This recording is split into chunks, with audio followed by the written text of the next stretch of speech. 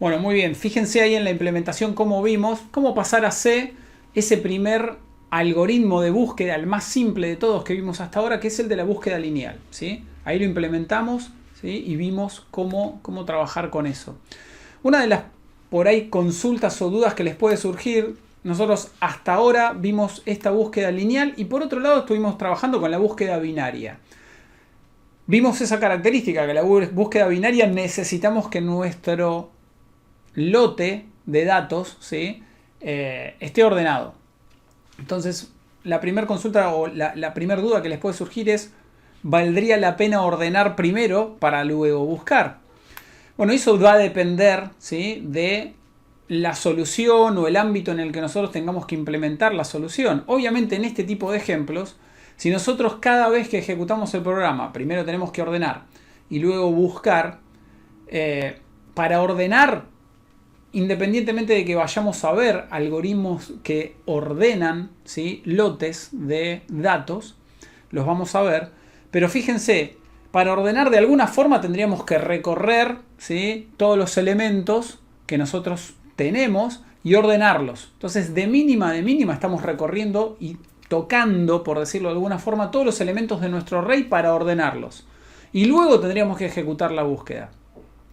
Si nosotros cada vez que ejecutamos este programa tendríamos que hacer esto, no tendría mucho sentido porque ya en ambos casos, tanto lineal como búsqueda binaria, ya estamos recorriendo una vez para ordenar y después hacemos por un lado otra vez recorrer todo para buscar y otra vez en otro caso dividiendo y conquistando, por decirlo de alguna forma, dividiendo por mitades, pero en forma binaria estamos haciendo algún tipo de recorrido, pero al principio de todo ya recorrimos todo.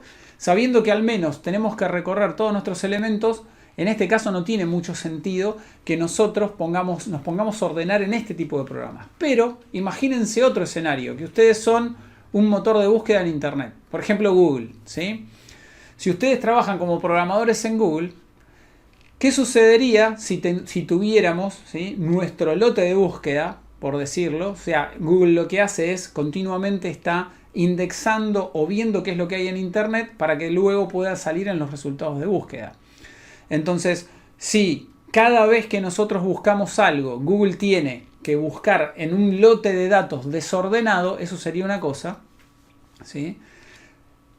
Sería diferente si tuviera que buscar en un lote de datos ordenado. Entonces, para algo del estilo, un ámbito de solución, como podría ser el motor de búsqueda de Google, sería muy interesante que ese ordenamiento nosotros lo podríamos hacer una única vez y luego las nuevas páginas que van saliendo ir insertándolas en nuestro lote en forma ordenada.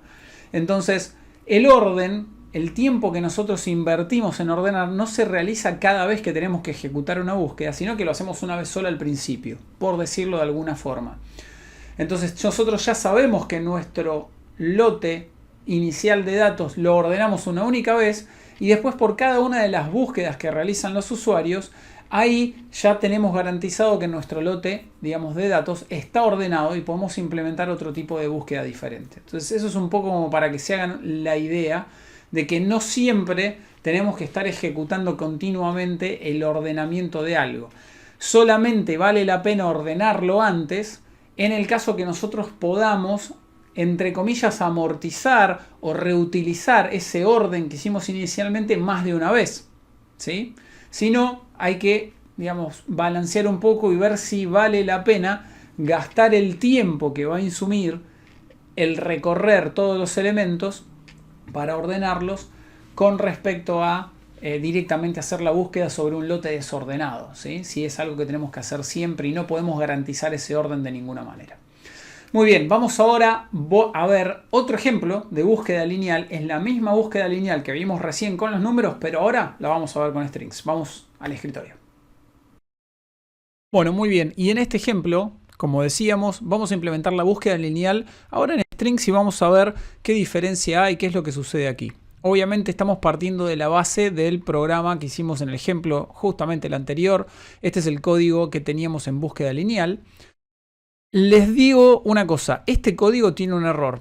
No se los voy a comentar ahora, ustedes seguramente lo van a poder probar y me van a decir después en los foros, en el campus virtual, si quien haya encontrado el error por ahí tiene algún, algún punto adicional o alguna medalla extra. No lo voy a decir, pero tiene un error, no un error de compilación obviamente, pero tiene un error de ejecución, así que búsquenlo. Lo voy a dejar ahí y quien lo encuentre lo puede compartir en el foro. Muy bien.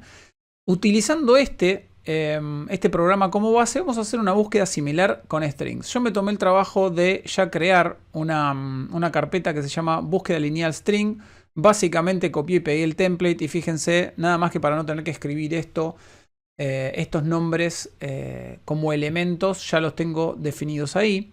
Vamos a volver a nuestro código fuente y lo que voy a hacer es directamente lo voy a copiar y lo voy a pegar, porque lo que queremos hacer es una búsqueda lineal, tiene que ser muy similar. Entonces vamos a abrir lo que sería este otro programa. Vamos a copiar y pegar, pero en lugar de números vamos a poner nombres. Y vamos a copiar esta lista en lugar de los... ahí, en lugar de los números. Pegamos. ¿Cuántos elementos tenemos? 1, 2, 3, 4, 5, 6, 7, 8, 9. 9 posiciones. Así que acá vamos a reemplazar por 9. Y fíjense, estábamos diciendo nombres. Vamos a copiar y pegar acá el nombre de la variable. Y estamos haciendo básicamente lo mismo. Devolvemos 0 cuando encontramos el nombre que queremos. Y devolvemos 1 cuando no lo encontramos al final de nuestro bucle. Y en lugar de buscar y preguntar por lo que sería un número, lo que vamos a hacer es, vamos a preguntar por Gimli, por ejemplo, que está en la última posición. Entonces vamos a preguntar por este string, ¿sí? Vamos a compilar. Ya estoy parado en mi terminal en este programa, así que vamos a hacer make, estoy en búsqueda lineal string, vamos a cerrar este. Vamos a hacer un make. Uf, ¿cuántos errores? Bueno, vamos a ver. Error, access element in char, ¿sí? Bueno, acá nos está tirando ya un error, ¿sí? Después tengo inicialización, no le gusta. Tiene un montón de errores. Y después tenemos errores. Estos todos son del mismo estilo. Vamos a dejarlos por ahí, por ahora. Y después acá lo que tenemos es comparación entre punteros, integer. Acá hay otro tipo de error. ¿Sí? Este es un warning. Vamos a ir resolviendo uno por uno. Bueno, en principio, ¿sí? Fíjense, nombres, estamos dejando el int. ¿Sí? Todos este tipo de errores. Bueno, acá lo que tendríamos que decir es, esto no es entero, sino que es un array de strings. Vamos a cambiar por ahí.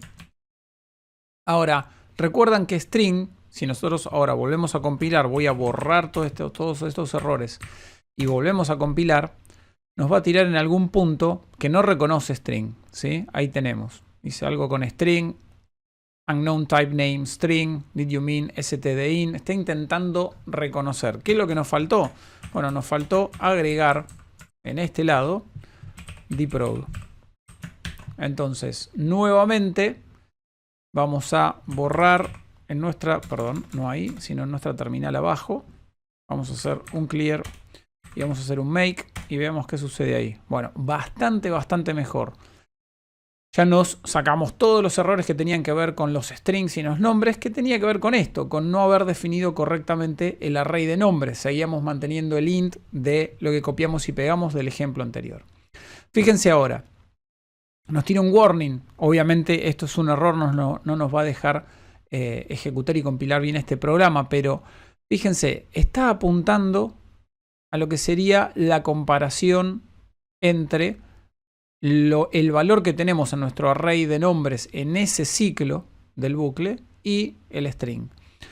Y dice algo así como comparison with string literal results in unspecified behavior.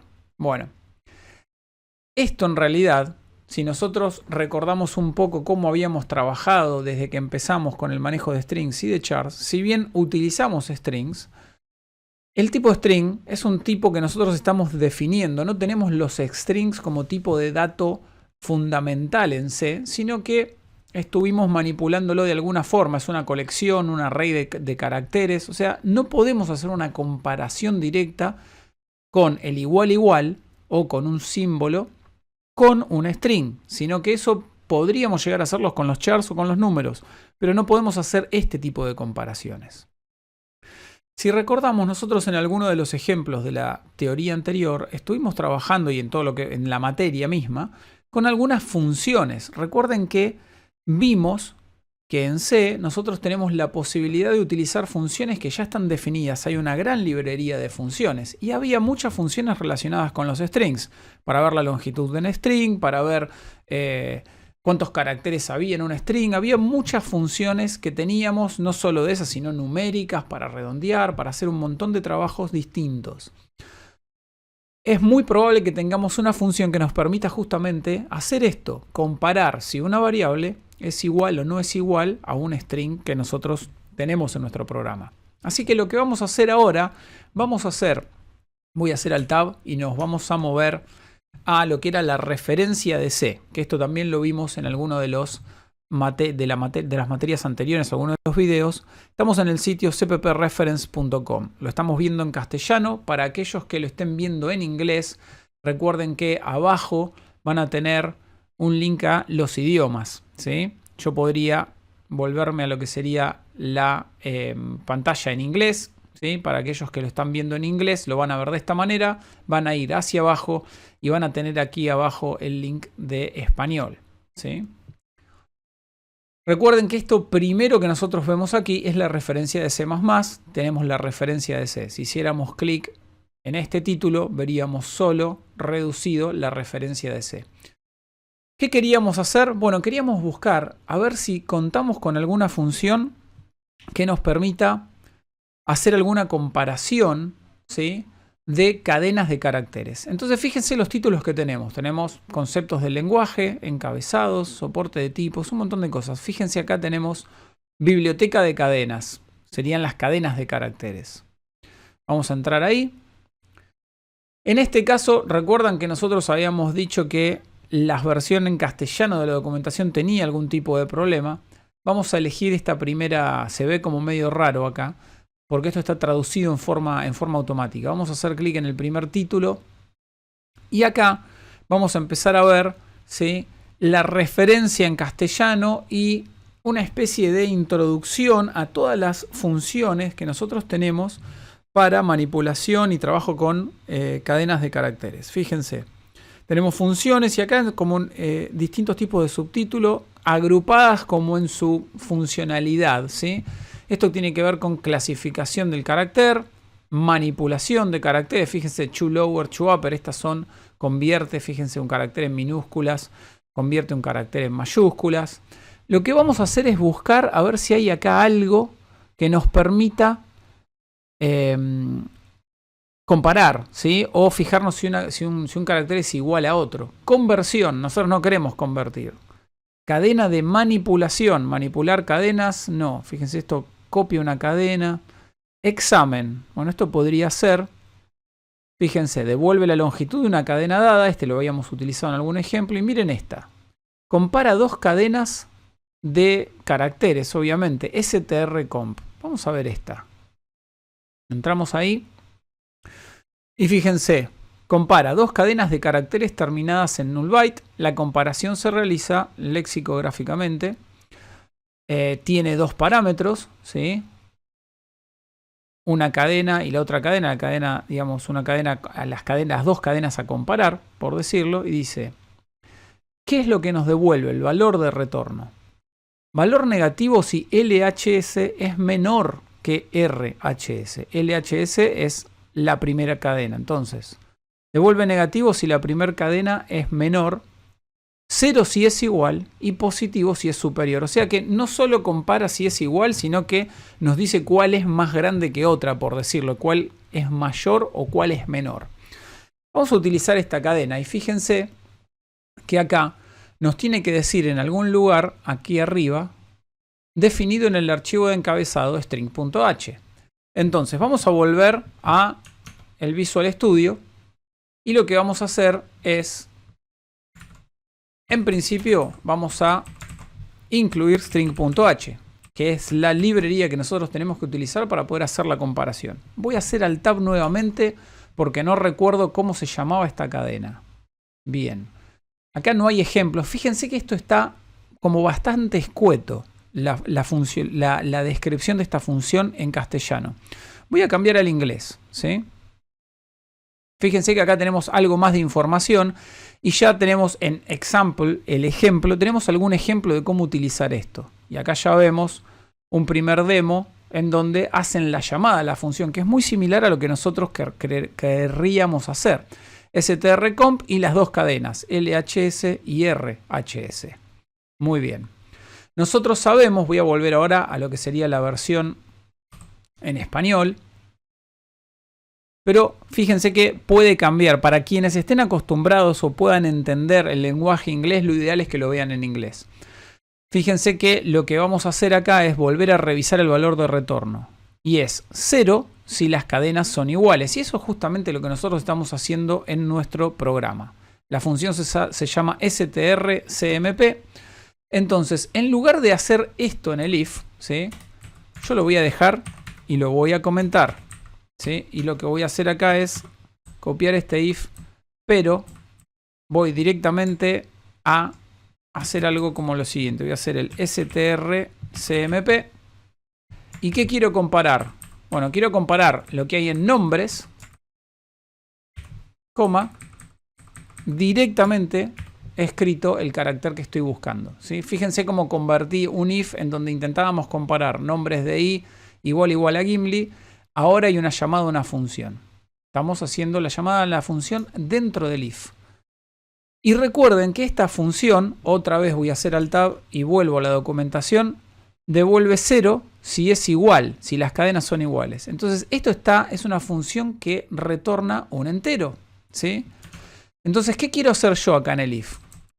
Quiero preguntar si la función es 0. Si el retorno de esta función es 0, significa que ambos valores, lo que está dentro de nombres de i y Gimli, son iguales. Y ahí es cuando lo voy a encontrar. Voy a borrar ahora ese comentario de lo que era lo anterior que habíamos intentado. Esto ya lo describimos. Y ahora vamos a venir acá y vamos de vuelta a hacer make para compilar. A ver qué sucede. Muy bien, no tenemos ningún error. Voy a hacer un clear para ver qué es lo que hace. Y vamos a hacer un punto barra main para ejecutar. Le damos enter. Muy bien, encontró Gimli. ¿Qué pasa si escribo Diego? Grabo y vuelvo a compilar. Vamos a borrar y volvemos a ejecutar. Diego no lo encontró. Vamos a probar alguno del medio. Vamos a probar con Sam. Lo grabé. Vuelvo a compilar. Borro todo y vuelvo a ejecutar. Sam lo encontró. Muy bien. Con esto vimos cómo ahora un algoritmo muy similar tenemos que ajustarlo un poco dependiendo del tipo de valores que estamos manipulando. En este caso los strings. Y cómo empezar a trabajar buscando algún tipo de función que nos permita hacer lo que necesitamos. Seguimos en la teoría. Bueno, muy bien. Ahí en ese ejemplo vimos cómo en realidad el mismo algoritmo que estamos implementando de búsqueda lineal que utilizábamos con números es exactamente lo mismo en esencia, pero fíjense cómo al llegar al punto de la comparación, bueno, ahí tenemos algún inconveniente, no podemos hacerlo exactamente igual que lo que hacíamos antes con los números, y es donde surge este concepto de utilizar una función, ¿sí?, que nos permite justamente hacer esta misma comparación. Ahí vimos cómo poder ir a ver las librerías de funciones, cómo buscarlas. A medida que avancemos vamos a empezar a ver siempre este tipo de funciones o alguna de las funciones utilitarias, pero en general si nosotros tuviéramos que buscar algún tipo de función que nos imaginamos es directamente hacer una búsqueda en internet, poner programación en C, el tipo de función que estamos buscando. Si no, podemos escanear directamente sobre la referencia, CPP reference, o entrar a algún otro tipo de referencia si es que a ustedes encontraron alguna diferente a estas, y buscar en el catálogo. Por lo general van a estar organizadas de esa misma manera.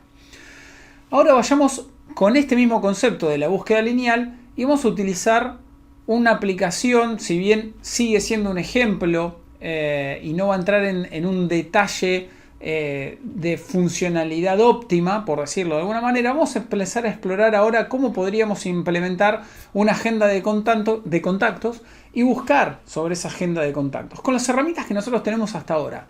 Tenemos una búsqueda lineal, ¿sí?, que nos serviría para buscar, por ejemplo, una persona en la agenda, y de todo lo que empezamos a manipular ahora, hasta ahora en C, cómo podríamos almacenar, digamos, nombres y números de teléfono, ¿sí?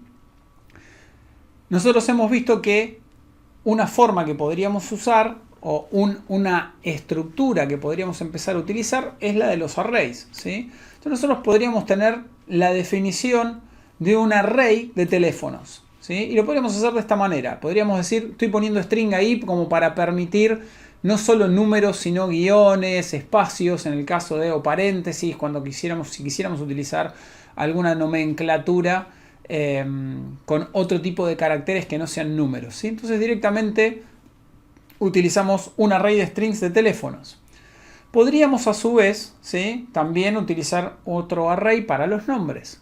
Y podríamos, quizás por convención en este caso, como es hasta esto es lo que nosotros conocemos, tenemos arrays y tenemos tipos de datos básicos, podemos decir que lo que almacenamos, ¿sí?, en el primer índice del array es del mismo contacto. Entonces nosotros tenemos nuestros dos arrays, teléfonos por un lado, nombres por el otro, y nuestro primer contacto, cuando lo damos de alta en la posición 0, vamos a tener su nombre, el nombre del contacto, con el nombre en la posición 0. En teléfonos vamos a tener también el número de teléfono que corresponde a esa persona. Podríamos hacer eso. Vamos al escritorio y veamos cómo implementar este programa con un poco más de funcionalidad ahora con la búsqueda. Bueno, muy bien. Retomando sobre este concepto que acabamos de ver de la agenda de contactos, sí, que lo habíamos charlado en su momento, vamos a hacer en lo que era la materia 1, vamos a copiar de nuevo nuestra carpeta, programa básico en Linux, en mi caso, vamos a pegarla ahí, vamos a cambiarle el nombre, vamos a poner agenda, excelente, y vamos a abrir ahora main.c. Y vamos a empezar, ya sabemos que vamos a hacer algo muy similar a los ejemplos que veníamos viendo. Voy a poner acá dprog y también, como vamos a trabajar con caracteres, ya directamente voy a incluir string h. Vamos a borrar esto y vamos a implementar lo que vimos en la teoría recién. Vamos a poner teléfonos, un array de teléfonos, y vamos a directamente definir algo como esto, de esta manera, y vamos a copiarnos esto también. Vamos a poner los nombres primero y vamos a decir nombres ahí. Vamos a ponernos a Carlos y a mí. Y de este lado vamos a poner los números de teléfono. Vamos a hacer un 1, 2, 3, 4, 5 y después 6, 7, 8, 9 y 0. Si bien estos no son números válidos, pero vamos a dejarlos por ahí. Solamente un ejemplo, ¿sí? Muy bien.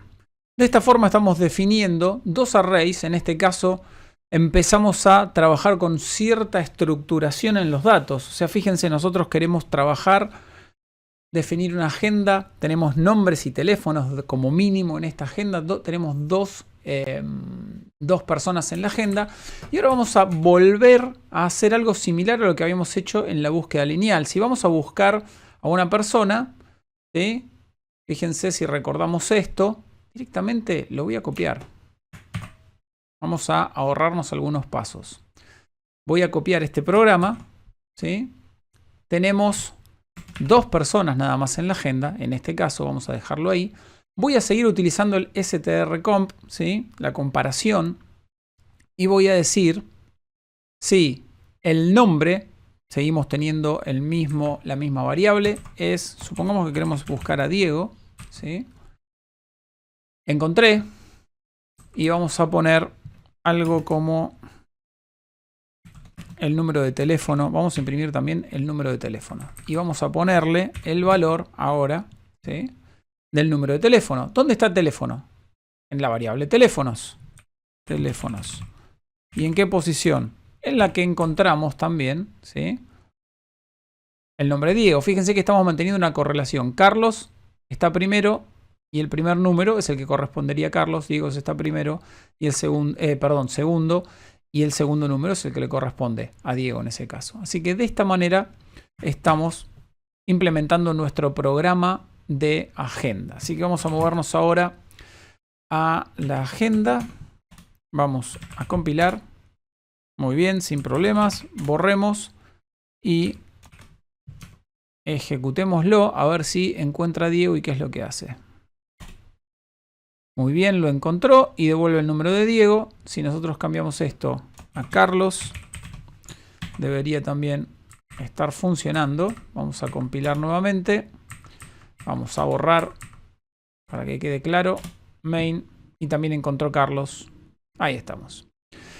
Si bien la implementación está cableado, es muy simple por el ejemplo que estamos siguiendo. Tenemos solo 2 contactos, no lo podemos expandir y demás. Pero más allá de eso, dentro de lo que es este ejemplo, ¿sí? Circunscribiéndonos a este ejemplo, bien simple, lo que podemos ver es, o cuestionarnos a ver qué tan bien diseñado está este tipo de solución. Y esto tiene que ver con, por ahí pensar, qué problema podemos llegar a tener a estar utilizando esto, ¿sí? Es como que acá estamos definiendo una especie de forma de trabajo en donde internamente no hay nada que lo estemos reforzando en el lenguaje mismo, pero nosotros estamos diciendo que Carlos está primero, entonces el primer número es el de Carlos, segundo está Diego y el segundo número es el de Diego. Sería muy fácil cuando esto empiece a extenderse, ¿sí? Si tuviéramos una forma de extenderlo dinámico o agregáramos más números, de confundirnos la posición, ¿sí? Esto y otras cosas más. Volvemos a la teoría, seguimos analizando un poco estas problemáticas y después vamos a ver otro ejemplo. Bueno, muy bien, ahí vimos cómo implementábamos con esta, digamos, solución limitante, digamos, de la agenda, donde teníamos esos 2 arrays que en realidad están desconectados uno del otro. Solamente esa decisión interna nuestra de que vamos a mantener la posición en la que se encuentra indexado, tanto por el nombre como por los números, la persona. Pero eso, a medida que se empieza a incrementar, es muy fácil de que en algún punto se pueda llegar a cometer un error y que no respetemos esa política interna. Sería muy difícil de validar o de realmente estar seguro que corresponde con, digamos, que estamos manteniendo la política que establecimos inicialmente, ¿sí? Lo que vamos a explorar ahora es el concepto de lo que son las estructuras de datos, ¿sí? En C literalmente se llaman struct, es un tipo definido que podemos definir nosotros los usuarios, los programadores de C. Podemos utilizar este tipo de estructuras para definir un tipo propio que tenga sus campos especiales o sus propios campos de otros tipos de datos también, ¿sí? Y vamos a utilizar este mismo ejemplo, el ejemplo de la agenda que nosotros queríamos implementar. Por un lado teníamos un array de teléfonos y otro array de nombres. ¿Cómo podríamos hacer esto en C? Bueno, gracias a esto nosotros podríamos definir en C, ¿sí?, un tipo de dato, imagínense, que se llame contacto. Y ahí vemos una definición. Un arreglo que se llama agenda. No sabemos el tamaño que va a tener la agenda por ahora, no está definido, pero sí estamos diciendo que el tipo de datos que va a guardar, en vez de ser una string, ahora es un contacto. Evidentemente eso es una palabra en español, no es algo que esté predefinido. ¿Cómo vamos a definir en C este tipo de datos, esta definición, esta estructura, contacto, para que sea válido y no tengamos algún error? Esto es algo nuevo que surge a partir de esta materia, algo que podemos utilizar en C, que son las estructuras o el struct, el concepto de struct en C. Fíjense cómo nosotros definimos esto. Utilizamos una palabra clave de C, podríamos decir, no es una sentencia, pero es básicamente la definición de un tipo, y se dice typedef, se escribe struct, entre llaves se definen cuáles son cada uno de los campos, ¿sí?, que va a tener. Se le llama campo. Esto imagínense que serían como los cuadraditos del espacio de memoria. Obviamente el string vimos que era un array, podría estar, eso es como que internamente está subdividido. Pero ustedes imagínenselo como que estamos definiendo un tipo de datos ahora que tiene dos espacios de memoria. Por un lado el string de nombre y por el otro lado un string de teléfono. Y tenemos dos posiciones. Nombre por un lado, teléfono por el otro. Y a eso, ese tipo de datos que tiene estos dos campos, estas dos ubicaciones internas, nombre y teléfono, le estamos llamando contacto. Esto es lo que hacemos en C para definir estructuras predefinidas por el programador de C. Vamos al escritorio y vamos a ver un ejemplo de cómo podemos utilizar esto en ese mismo programa que habíamos hecho antes, pero ahora mejorándolo y utilizando los struct de C. Bueno, muy bien, vamos a mejorar entonces ahora nuestra agenda con lo que vimos recién en teoría, que tiene que ver con esta definición de estructuras que podemos hacer también en C.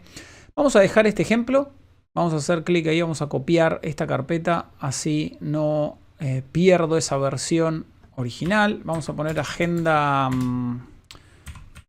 mejorada, vamos a poner algo así. Y vamos a dejar ese código abierto, vamos a abrir agenda mejorada, estamos ahí, bien, ya lo tenemos. Vamos a movernos acá abajo también a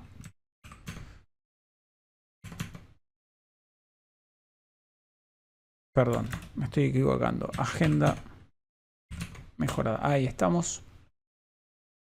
Y vamos a hacer la definición, ¿sí?, de nuestra estructura. Así que en principio directamente vamos a hacer un typedef acá arriba, ¿sí? Y vamos a definir la estructura. Esta estructura es la que vamos a llamar contacto, tal como teníamos en la teoría. Y acá vamos a hacer de vuelta, tenemos un string que es el nombre. Y por otro lado tenemos otro string que es el teléfono, ¿sí? Ponemos la estructura primero para que nuestro programa main se entere, por decirlo de alguna forma, de que vamos a estar utilizando justamente esa estructura, ¿sí? Muy bien. ¿Qué es lo que tenemos que hacer ahora? Bueno, ahora tenemos que, de vuelta, fíjense, yo comenté esta forma, la forma vieja, la anterior, en cómo habíamos cargado los datos en nuestros dos arreglos. Lo que vamos a hacer ahora es justamente definir un arreglo de contactos. Entonces vamos a decir contacto, y acá vamos a llamarlo agenda. A este arreglo va a tener dos personas, ¿sí? Es un arreglo, ¿sí?, que se llama agenda de tipo contacto. Esa es la estructura que nosotros definimos. Y ahora lo que vamos a hacer es, vamos a ponerlo esto arriba, para que se entienda que lo primero, dos veces. Lo primero que estamos definiendo es eso. Y la definición y la asignación en realidad que vamos a hacer ahora tiene otra forma. Vamos a agarrar y vamos a decir agenda en la posición 0.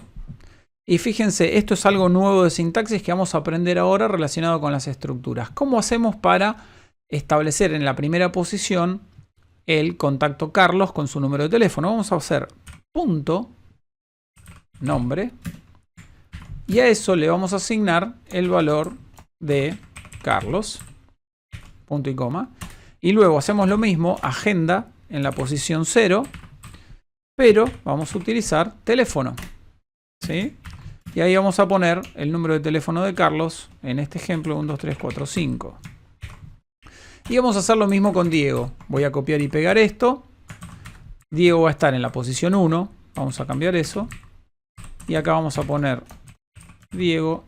Y vamos a borrar este número y vamos a hacer 6, 7, 8, 9 y 0. ¿Sí? Hasta ahí lo que hicimos fue reemplazar nuestra vieja estructura. Definimos una variable agenda, que es un array de dos posiciones que va a contener elementos de tipo contacto, que es esta estructura. Y estamos seteando los valores que va a tener cada uno de esos elementos. Cada estructura va a tener un nombre y un teléfono y lo estamos seteando. Muy bien. Está muy bien el for. Vamos a seguir buscando de 1 a 0. Fíjense en este caso. Ya no tenemos un array de nombres. ¿Cómo les parece a ustedes que nosotros podríamos acceder, teniendo en cuenta esto, para comparar y decir si el nombre del elemento en el que estoy es Carlos? Bueno, lo encontré. Justamente vamos a hacer algo similar a esto. Entonces, tenemos que decir en la posición I de la agenda, pero quiero chequear el campo que se llama nombre, ¿sí? Y ahí es lo que estoy haciendo. Sigo usando la función strcmp, la comparación de strings, pero accedo de esta manera. De la misma forma, tenemos que cambiar este acceso. Entonces vamos a poner, si queremos imprimir el número, en agenda de I, pero punto teléfono ahora, ¿sí? Muy bien. Veamos qué sucede. Estamos en agenda mejorada, sí. Vamos a hacer un make. Muy bien, compiló. Borremos para estar seguros y no perdernos. Y vamos a dar una ejecución de 20. Tendría que encontrar Carlos y devolvernos el número. Muy bien. Vamos a hacer lo mismo. Vamos a cambiar a Diego. Nada más que para chequear de que esto está funcionando correctamente. Vamos a hacer un make. Vamos a borrar y vamos a ejecutar nuevamente. Y encuentra también el número de teléfono de Diego. Bueno, vamos a seguir charlando, darle el cierre a este concepto de estructuras en el video de teoría y seguimos con la práctica, con más ejemplos y obviamente con más teoría. Bueno, muy bien. En ese ejemplo vimos cómo implementar, utilizar los structs de C para mejorar un poquito. Ya esto nos va a dar mucha potencia en el tipo de datos que nosotros vamos a poder generar para nuestros propios programas. Fíjense cómo ahí eliminamos directamente una posibilidad de error que tenía que ver con esto de estar trabajando con dos arrays completamente diferentes. En este caso tenemos toda la estructura de un único contacto dentro, ¿sí?, de lo que sería una misma estructura. Volvemos a utilizar ese nombre redundantemente, pero básicamente tenemos todos los datos dentro de un mismo elemento, dentro de una misma variable contenedora que tiene como subvariables, y eso es lo que forma parte de esa estructura, ¿sí? Bueno, ahí vimos cómo esos elementos también los podemos trabajar y nos empieza a dar más potencia para hacer otro tipo de cosas. Nosotros podríamos definir cualquier tipo de campos distintos, cualquier tipo de estas variables internas de la estructura de las que ya conocemos, así que podríamos hacer cosas bastante interesantes con eso. Muy bien, ahora vamos a pasar, ¿sí?, a evaluar un poquito distintos algoritmos de ordenamiento. ¿Sí? Vamos a empezar con el concepto de ordenar. ¿Por qué? Vimos hasta hace no mucho distintos tipos de algoritmos y en uno de ellos nosotros citamos esto de cuándo es que vale la pena buscar directamente en un lote de datos desordenado o invertir en ordenar. Bueno, tenemos que ver cuáles son los distintos algoritmos que tenemos para ordenar, para ver si vale la pena ordenar primero. Vamos a hacer un orden y después podemos utilizar las ventajas de ese orden inicial más de una vez. Bueno, tenemos que ver este tipo de cosas, poder también ponerle un valor de orden de tiempo de ejecución a estos algoritmos y ver cuál es mejor uno que otro para poder decidir. Vamos a ver un ejemplo. Y otra vez volvemos en este contexto de esa caja negra donde tenemos un algoritmo que va a recibir una entrada y una salida. En este caso, si no estamos haciendo una búsqueda, sino que estamos haciendo un orden. Vamos a tener una serie de valores que entran en forma desordenada y nosotros queremos obtener un resultado ordenado, ¿sí? Por ejemplo, podríamos tener ese array de números, ¿sí?, inicial en el que nosotros estábamos trabajando y querer obtener ese mismo array, pero de manera ordenada, obviamente. Y ahí es donde entran los algoritmos de ordenamiento. Otra vez vamos a volver a ver el ejemplo del array y recordemos, otra vez, la computadora no solo, digamos, ve ese array como si fuera una serie de casilleros que no sabe lo que hay adentro, tiene que ir accediendo uno por uno, sino que además tenemos que tener en cuenta que nuestro programa va a poder ejecutar una sentencia a la vez. De eso viene el hecho de que no sea automático el ordenamiento que se va a hacer, ¿sí?, de este array, ¿sí? Ahí lo hemos descubierto. El array es un array que tiene números del 1 al 8, ¿sí? Tiene 8 casilleros, pero están todos desordenados y en realidad nosotros podemos verlo en esa imagen. ¿Cuál sería el orden a cero? ¿Qué movimientos tendríamos que hacer para poder ordenarlos? Como humanos empezaríamos a mover de un lado al otro las cosas fácilmente, pero la computadora, recordemos, tiene que hacer una operación a la vez. Nuestro programa tiene que indicarle, nuestro algoritmo, tiene que indicarle las operaciones una a la vez, y ahí es donde empezamos a tener este orden, ¿sí?, de tiempo de ejecución, cuántos pasos tenemos que ejecutar en el mejor de los casos, en el peor de los casos, ¿sí? Vamos a ver un primer algoritmo que es el ordenamiento por selección, ¿sí? Este es uno de los tantos algoritmos de ordenamiento que tenemos disponibles en los distintos lenguajes de programación. Todos estos algoritmos que nosotros estamos viendo acá, en cualquiera de los lenguajes de programación los vamos a poder implementar o ya tenerlos implementados como funciones que hacen ordenamientos o búsquedas de distintos tipos de datos, ¿sí? Pero lo importante a recordar es que esto es una técnica algorítmica que es independiente del lenguaje, ¿sí?, en el que nosotros estemos trabajando. Entonces, básicamente, el ordenamiento por selección, si tenemos el array, vamos a verlo destapado ahora, no voy a cerrar, digamos, las puertas de los casilleros, pero tengamos en cuenta que por más de que nosotros los estemos viendo, tenemos que ejecutar paso a paso. Entonces, básicamente el ordenamiento por selección lo que hace es recorre todo ese array, ¿sí?, y tiene que ordenarlo. Esta es una de las técnicas más sencillas o de las iniciales de ordenamiento. Entonces nos posicionamos en lo que sería la primera posición, en donde está el número 2, y lo que vamos a hacer es vamos a comparar ese número 2 con cada uno de los elementos, ¿sí?, cada uno de los elementos restantes en ese array. Entonces vamos a compararlo con el 5, con el 1, con el 4.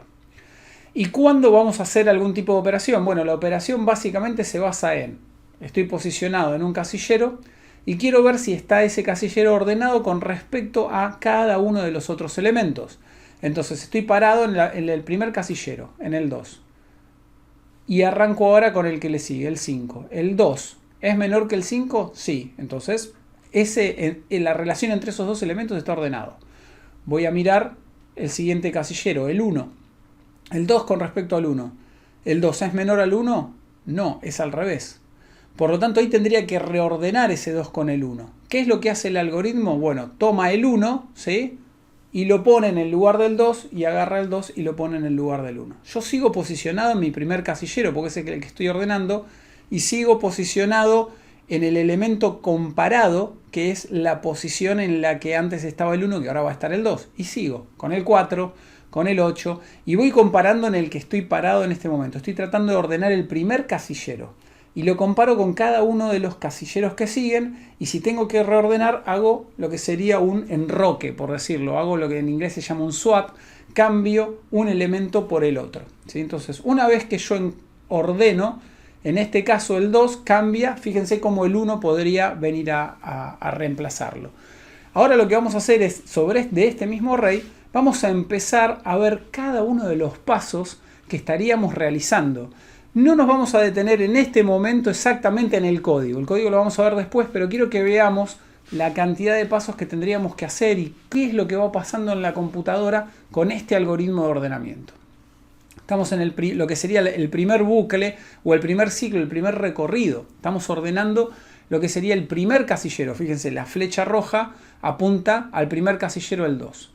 Después tenemos una flecha azul, que es la que vamos a utilizar para ir viendo cuál es el elemento que estamos en realidad comparando, ¿sí? Vamos a comparar la flecha roja con la flecha azul, ¿sí?, para saber cuál es el elemento a comparar. Y después hay otra cosa que este algoritmo tiene que tener en cuenta, que es ver, ¿sí?, cuál es el valor, el menor valor, porque nosotros vamos a estar ordenando de menor a mayor, ¿sí? Entonces, en nuestro recorrido nosotros tenemos que ver si encontramos cuál es el menor elemento, porque una vez que tenemos un elemento que es el menor de todos, lo tenemos que mandar y hacer el cambio, ¿sí? Entonces vamos a tener, en este caso, una flecha que nos indica que nosotros estamos posicionados sobre cuál es el menor valor, ¿sí? Bueno, justamente cuando nosotros iniciamos todo esto, todavía no analizamos ningún elemento en nuestro algoritmo, no vimos a ningún elemento, es el primero que vemos. Entonces, estamos posicionados sobre el 2 y el 2, al ser el primer elemento que vemos, es el menor valor que vimos hasta el momento. Es el único, es el menor valor que vimos hasta el momento. ¿Qué hacemos en el paso siguiente? Bueno, nos movemos, ¿sí?, con la flecha azul, nos movemos y comparamos con el valor número 5. Hay algo que tenemos que hacer, el 2. ¿Sigue siendo el menor? Sí. Nos movemos comparando con el azul al número 1. El valor hasta ahora estamos viendo el 1. El 1 es menor al 2, con lo cual ahí lo que tenemos que hacer, nuestro algoritmo hace el cambio, ¿sí? Cambia el 2 por el 1, ¿sí? Una vez que lo cambió, fíjense, el menor ahora está en nuestra posición en la que nosotros estamos parados. Recordamos que nuestro menor valor es el 1. Entonces ahora nos movemos al 4, el 1 es menor que el 4, nos movemos al 8, es menor el 1 que el 8, el 1 es menor que el 6, el 1 es menor que el 3 y el 1 es menor que el 7. Y llegamos al final de nuestro bucle, ¿sí? Llegamos al final de nuestra estructura de datos. Con lo cual ahora ya sabemos que nuestro primer casillero está ordenado y lo que hacemos es nos movemos en la posición, dejamos ordenado nuestro casillero anterior, ¿sí? Y nos movemos hacia la otra posición. Ya tenemos el 1 ordenado, ahora nos ponemos y vamos a ordenar el segundo casillero, que es donde está el 5. Bueno, arrancamos desde ahí y como es el primer valor que vemos en este nuevo ciclo, ¿sí? Decimos el 5 hasta ahora es el menor. Lo comparamos con el 2, pero tenemos que acá hacer un cambio, con lo cual cambiamos el 2 por el 5. Muy bien. Ahora el 2 es nuestro menor valor y es donde estamos posicionados, pero seguimos con el siguiente casillero. Comparamos con el 4, el 2 es menor, comparamos con el 8 es menor, comparamos con el 6 es menor, comparamos con el 3 es menor, comparamos con el 7 y llegamos al final. Y lo mismo hacemos, nos movemos al 5, ¿sí? Como es la primera vez, estamos arrancando por el 5, ahora tenemos que comparar con todos los valores que le siguen desde esa posición, el 1 y el 2, el casillero 0 y casillero 1, donde está el valor 1 y 2, ya están ordenados y ahora estamos queriendo ordenar donde tenemos el número 5. Y desde ahí arrancamos. El 5 es el primer valor que vemos en este ciclo, en esta nueva revisión, ¿sí? Porque es el primero, es el menor. Comparamos con el 4, tenemos que cambiar, hacemos el cambio. Muy bien, ahora nos movemos al 8. El 4 es menor que el 8, el 4 es menor que el 6, y ahora comparamos con el 3, ahora sí tenemos que hacer un cambio. El 4 en realidad no es el menor ya. Tenemos que cambiarlo por el 3. Hacemos ese cambio y proseguimos. Vamos al 7, estamos bien, cambiamos el bucle. Estamos en el bucle 4 y nos volvemos. Fíjense cómo empiezan a aparecer los valores y se empiezan a mover hacia atrás los valores, o hacia atrás de nuestro arreglo se empiezan a mover los valores más grandes y empiezan a venir hacia adelante los valores que son los menores, ¿sí? Voy a ir un poco más rápido, fíjense, comparado el 5 con el 8, el 5 con el 6, con el 4 lo tengo que cambiar, ¿sí? Y ahora con el 7 cambio el bucle, voy con el 8. El 8 con el 6 hay que cambiarlo. Ahora me quedo el 6 como el menor, lo comparo con el 5, también tengo que cambiarlo. Pum, vuelve el 5 a ese lugar. Ahora el 5 es el menor, lo comparo con el 7, terminé y vuelvo a empezar con el, ahora estoy posicionado en el 8. Fíjense cómo nos van quedando la flecha roja, lo que está marcando esa flecha roja es cada vez que voy adelantando lo que me queda, ¿sí? Hacia atrás, en realidad es lo que ya está ordenado, ¿sí? Yo ya ordené todos esos casilleros. Entonces, esto de la misma manera, seguimos con el 8 y el 6, hay que cambiarlos, queda el 6 ahora ordenado, comparo con el 7, voy al 8 y el 8 es la última vuelta donde ordeno. Y ahí, luego de el bucle 8, cuando llegué al final, fíjense, ya estoy en el último elemento en la posición. Y terminé. Y fíjense cómo ahora me ha quedado ordenado, ¿sí? este arreglo. Si tuviéramos que especificar esto en una especie de pseudocódigo más o menos, podría más o menos cercano a C, pero fíjense que es, por un lado tenemos un bucle principal, lo que sería un for, ahí lo pusimos con un para, ¿sí? Para i, desde el valor 0 hasta n-1. Eso es básicamente la recorrida del array completo, ¿sí? Yo tengo que ordenar desde el primer casillero hasta el último. No me queda otra que pasar por todos los casilleros para ordenar el 0, el 1, el 2, el número de casillero, el índice de casillero. Tengo que ordenar cada uno de esos casilleros. Ahora, cuando estoy en uno de los casilleros, ¿cómo hago para ordenarlo?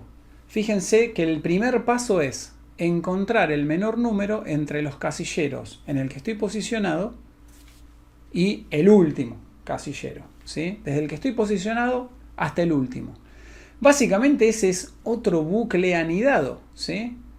¿Por qué? Porque yo estoy ordenando el casillero en el que estoy parado ahora, pero tengo que mirar todos los que están para la derecha, ¿sí? Todos los que están para allá, tengo que mirarlos todos, recorrerlos todos y encontrar si uno de esos es menor en el que estoy parado ahora. Si es que estoy parado, ahí hago el intercambio, ¿sí?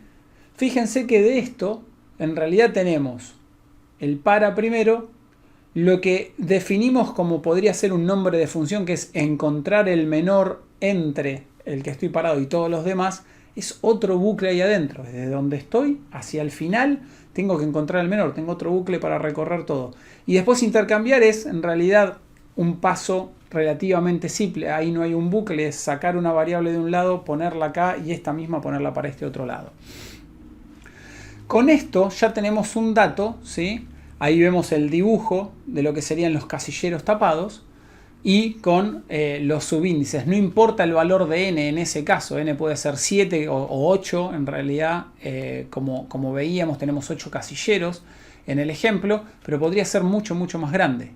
Entonces si nosotros tenemos que, recordando este algoritmo, más o menos especificar qué es lo que sucede, esto como para encontrar esto que hablamos de el orden del tiempo de ejecución, está en un orden de cuánto este algoritmo. Bueno, vimos que tenemos dos bucles anidados ahí. Vamos a especificar un poquito qué es lo que pasa. Nosotros vemos que cuántas veces vamos a tener que movernos, ¿sí?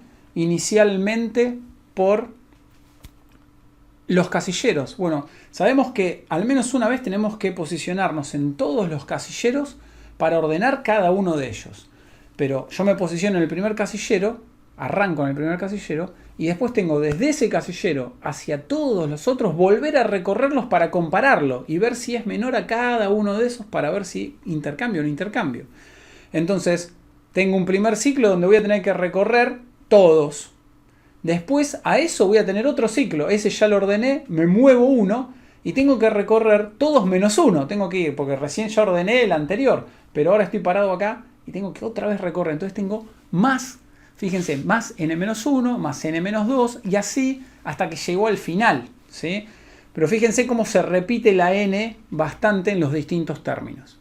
De vuelta, estamos haciendo este juego matemático acá para que vean que realmente hay una especie de fórmula matemática, si bien después medio descartamos algunas partes, pero hay una componente de ciencia matemática y computacional para saber el orden y estamos medio analizándolo. No es necesario que lleguemos a este punto. Esto no es necesario para aprender a programar, sí para saber que hay una correlación y hay ciencia detrás de esto para saber cuál es el orden. Podríamos ser muy estrictos, pero no es la idea. La idea es conocer los casos significativos. En este caso, sí, les voy a mostrar un poco la matemática acá. Si esta fórmula inicial en la que nosotros partimos de n más n-1 más n-2 y así, si esto lo empezamos a trabajar con la fórmula, vamos a ir evolucionando esa fórmula y vemos que cuando empezamos a aplicar la matemática de la fórmula empieza a aparecer una n al cuadrado, ¿sí? Y nosotros podríamos llegar a esta fórmula. Fíjense que la parte final, antes de decir que esto es una orden de n al cuadrado, la fórmula final sería algo como eso, es un n al cuadrado dividido 2 más n dividido 2. La realidad acá es que cuando estamos buscando el orden del tiempo de ejecución de un programa, no nos importa mucho, descartamos la parte de, cuando ya vemos un n al cuadrado, lo demás no influye mucho, el dividido 2 y el más n al cuadrado.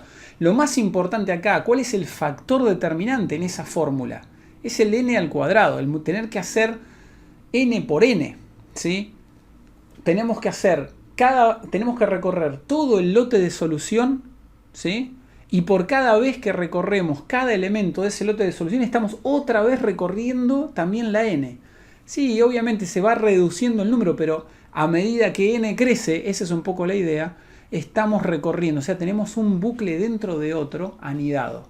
Y ahí es donde surge este concepto del n al cuadrado. Pero para que sepan, si vamos hacia arriba, hay toda una matemática que nosotros podríamos aplicar si nos ponemos realmente muy estrictos con esto, pero no es la idea. La idea es más o menos reconocer.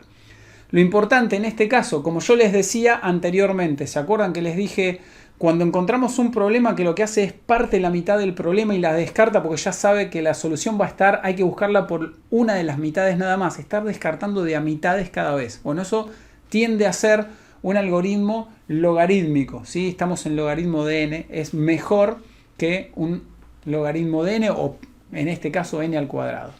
¿Cuándo tenemos un n al cuadrado? Cuando tenemos bucles anidados uno dentro de otro y por lo general lo que recorremos es 2 veces el tamaño, o sea, un bucle anidado en el otro por el tamaño del problema de solución, que es casi lo que está sucediendo en este caso. Entonces el factor determinante en el orden de tiempo de ejecución en este algoritmo, el de orden por selección, fíjense, es de n al cuadrado. Ahora, eso está muy bien. Fíjense que en el caso de cuál es el nivel menor, ¿sí? El límite menor, este es bastante interesante. ¿Cuál les parece a ustedes que sería el mejor caso en este algoritmo? ¿Cuál sería el mejor caso que nosotros nos podríamos encontrar cuando estamos ordenando? Vimos el algoritmo, ¿sí? El algoritmo es, recorro cada uno de los valores, tengo que ver si es el menor y si no es el menor hago un intercambio. El intercambio no es lo más significativo en este caso. Tenemos los dos bucles. Ahora, lo mejor que nos podría suceder en este tipo de algoritmo, ¿qué sería? Que ya esté ordenado a la perfección, que esté ordenado de menor a mayor nuestro lote de búsqueda. ¿El problema cuál es? Que como está definido este algoritmo, ¿sí? Este algoritmo en particular, no nos queda otra que para asegurarnos, recuerden, nosotros no somos humanos, es la computadora en la que estamos trabajando ahora, en el algoritmo de la computadora, y no podemos automáticamente ver que todo está ordenado, ¿sí? Nosotros tenemos que, lo que podemos hacer es una ejecución a la vez y tenemos que comparar los elementos, no nos queda otra que recorrer este array. Y con el algoritmo básicamente vamos a estar recorriendo todo. Lo que va a pasar es que no vamos a tener que hacer ningún intercambio. Pero si recuerdan, ¿sí? El intercambio no nos insumía mucho tiempo. Cuando fuimos uno por uno con la flecha roja, azul y demás, en realidad toda esa comparación y arrancar desde el primer casillero y revisar todos, arrancar el segundo casillero y revisar los que le restan, el tercer casillero y todos los que eso lo tenemos que hacer sí o sí. Lo único que no vamos a encontrar son las flechas grises que hacen el cambio, el intercambio de los valores, porque ya está ordenado, pero no nos va a quedar otra que ir al primer elemento y revisar contra todos los otros, ir al segundo, revisar contra todos los otros. Con lo cual, el orden de ejecución en el mejor de los casos también sigue siendo n al cuadrado, porque estamos recorriendo, ¿sí? Los dos bucles anidados. Y obviamente lo mismo pasa en el promedio, ¿no? Así que este orden por selección es un algoritmo que es impacta bastante en el tiempo de ejecución, ya que siempre tiene que recorrer el problema de búsqueda en su totalidad.